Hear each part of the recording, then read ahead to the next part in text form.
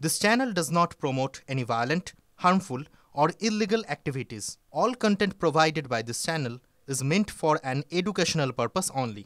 বোলপুরের শান্তিনিকেতনের নোবেলজয়ী অর্থনীতিবিদ অমর্ত্য সেনের বাড়ির পাশেই দুষ্কৃতীদের তাণ্ডব। খবর আসছে এই মুহূর্তে খাবারের দোকানে ঢুকে দুই ভাইকে মারধর, প্রাণে মেরে ফেলার হুমকি দুষ্কৃতীদের। ভাঙচুর চালানো হয় দোকানেও। চাঁদা না দেওয়ায় হামলা বলে অভিযোগ। ঘটনাস্থল থেকে ঢিল ছোড়া দূরত্বেই দুই থানা। সেখানে ভর সন্ধ্যায় দুষ্কৃতীর তাণ্ডব এলাকার নিরাপত্তা নিয়ে প্রশ্ন তুলে দিয়েছে। এসে কোনো ইয়েই করলো না, আমাদেরকে গালাগাল করতে লাগলো। প্রথমে দু এক ঘুষি মারলো, আমরা তবুও হাতটা আমরা ছাড়ি টাড়ি যে দাদা কি হয়েছে দেখবি, এই গাড়ি টাড়ি ঠেলাঠেলি করতে লাগলো। আমাদের মোমো টোমো সব ফেলে দিল। বলছে যে এখানে ব্যবসা করবি, আমাদের পাড়ার সামনে ব্যবসা করবি, আমাদেরকে চাঁদা দিতে হবে, যখন যা চাইবো তাই দিতে হবে। আর এই মুহূর্তে হাওড়ার দিকে আমাদের নজর রাখতে হচ্ছে। হাওড়া একটি বেসরকারি ব্যাংকের এটিএম এ আগুন। লুটের পর দুষ্কৃতীরা এটিএম এ আগুন ধরিয়ে দেয় বলে মনে করা হচ্ছে। এই মুহূর্তের খবর, এই মুহূর্তের আপডেট জানা যাচ্ছে।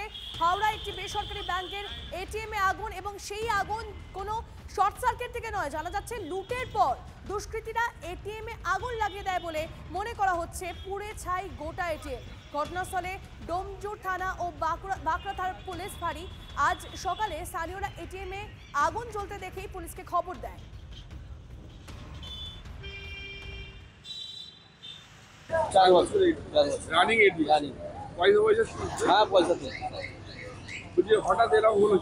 হঠাৎ হলো তো আমরা বলতে পারছি না, আমরা তো এই সবে খবর পেয়ে আসলাম।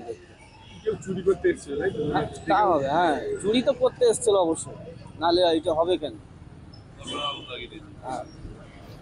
সিকিউরিটি থাকে না, সিকিউরিটি থাকে বলতে এখানে দরবান থাকে ভেতরে, না এটিএম এ থাকে। সুব্রত আমাদের প্রতিনিধি আমাদের সঙ্গে রয়েছে। সুব্রত থেকে জানবো ঠিক ঘটনাটা কি ঘটেছে। সুব্রত, দেখো, আজকে সকালবেলা স্থানীয় মানুষরা এই বাঁকড়া মুন্সিরডাঙ্গা যে বাজার এলাকা, সেখানে এই এটিএম, যেটা স্থানীয় সূত্রে জানা যাচ্ছে 4 বছর ধরে রানিং রয়েছে এবং সেখানে মানুষ টাকা পয়সা তুলতো এমনটাও জানা যাচ্ছে। কিন্তু সেই এটিএম কে সকালবেলা ধোঁয়া বেরোতে দেখে এবং স্থানীয় মানুষরাই ডোমজুর থানা এবং স্থানীয় বাঁকড়া তদন্ত কেন্দ্রে খবর দেয়। সেখান থেকে পুলিশ এসে সে আগুন নেভায়, কিন্তু তার আগেই পুরো এটিএম কে একদম পুড়ে ভস্মীভূত হয়ে গেছে। সেই ছবিটা একেবারে স্পষ্ট। সিসিটিভিও পুড়ে গিয়েছে, তবে সেখানে লুট হয়েছে কিনা এখনো বোঝা যাচ্ছে না। নজর রাখো সুব্রত, ধন্যবাদ।